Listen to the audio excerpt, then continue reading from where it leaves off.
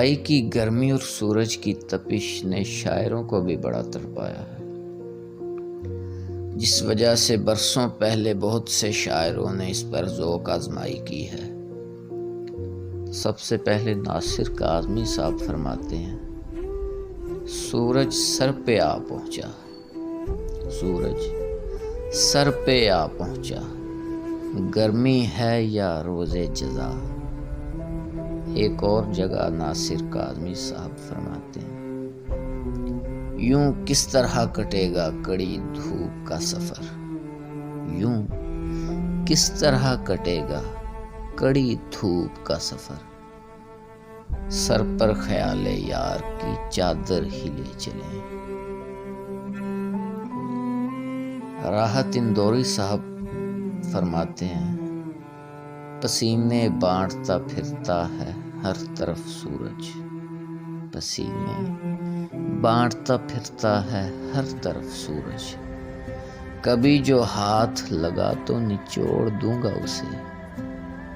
ایک اور جگہ فرماتے ہیں، شہر کیا دیکھیں کہ ہر منظر میں جالے پڑ جائیں، شہر کیا دیکھیں کہ ہر منظر میں جالے پڑ جائیں، ایسی گرمی ہے کہ پیلے پھول بھی کالے پڑ جائیں۔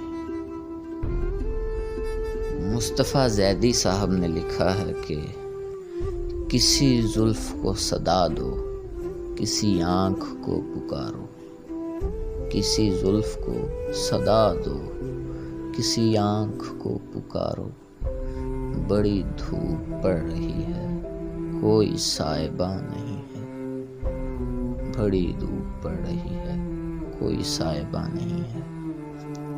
اطہر نفیس صاحب نے بھی لکھا ہے کہ یہ دھوپ تو ہر رخ سے پریشان کرے گی، یہ دھوپ تو ہر رخ سے پریشان کرے گی، کیوں ڈھونڈ رہے ہو کسی دیوار کا سایہ۔